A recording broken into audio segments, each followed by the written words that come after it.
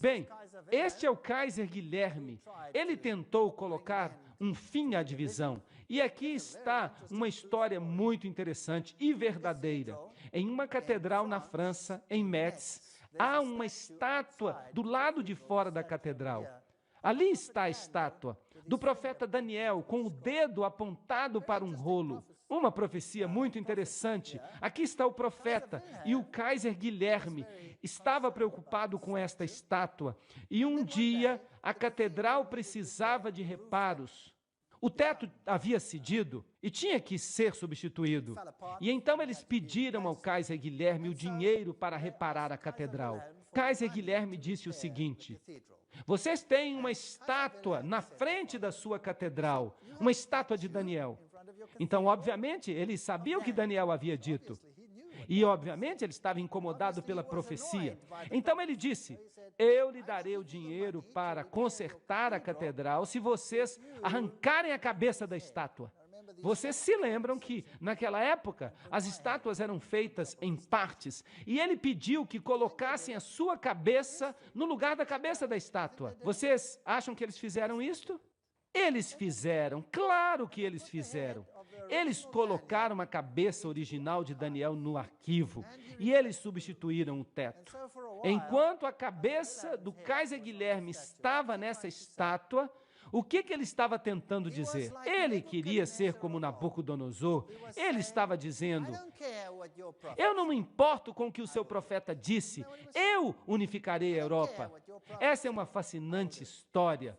Bem, Daniel 2:21 diz: e ele cuida dos tempos e das estações, e remove reis e estabelece reis. E se você, Kaiser Guilherme, pensa que você pode colocar a sua cabeça na estátua de Daniel, dizendo: eu farei isso do meu modo, e tu, Deus, não terás qualquer influência sobre isto, você vai morrer e isso não vai acontecer. E houve um outro homem, e sua história é também fascinante. Aqui está esse outro homem. Vocês acham que ele compreendia as profecias de Daniel? Vocês acham que ele se interessava por isso? Adolf Hitler se interessava pelo mundo oculto como ninguém antes dele. Havia dois governantes que se interessavam muito pelo ocultismo. Um era Napoleão. Napoleão enviava exércitos inteiros ao Egito para tentarem descobrir de onde vinha o poder de Faraó, quando este arremessou o seu cajado e ele se transformou em cobras. Vocês sabiam disso? E o que os franceses descobriram no Egito? A pedra Roseta, por meio da qual todos os hieróglifos foram decifrados. Isso não é uma história impressionante? E eles estudaram os segredos do poder dos egípcios no mundo do ocultismo. Este conhecimento é incorporado nos livros herméticos. Eles estudaram a origem de Cão, Hermes, filho de Her, filho de Cão, e o conhecimento do ocultismo, e compilaram volumes inteiros sobre a história do Egito.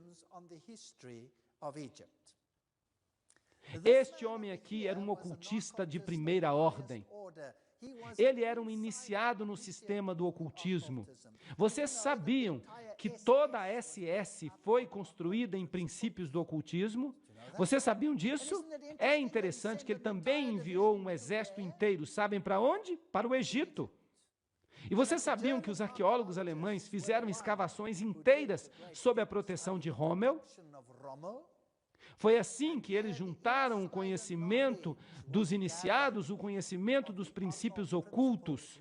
E esses princípios determinam quem vai ser rei e quem vai governar nos nossos dias. Eu vou falar sobre isso numa série inteira de palestras. Adolf Hitler sabia as profecias de Daniel. Como é que ele sabia? Ele deu uma instrução muito interessante. Ele entrou em contato com a catedral em Metz e disse: vocês se lembram da cabeça do Kaiser Guilherme naquela estátua? Retirem a cabeça. Coloquem a cabeça de Daniel de volta. O que ele estava dizendo? A cabeça de Daniel voltou para a estátua. Ele estava dizendo: com ou sem cabeça, eu unirei a Europa. Uau! Que coisa fascinante! A história é mais fascinante do que nós acreditamos. Se você estudar o mundo do ocultismo e se você souber que ele tem influenciado os nossos grandes líderes políticos no passado, você ficará surpreso.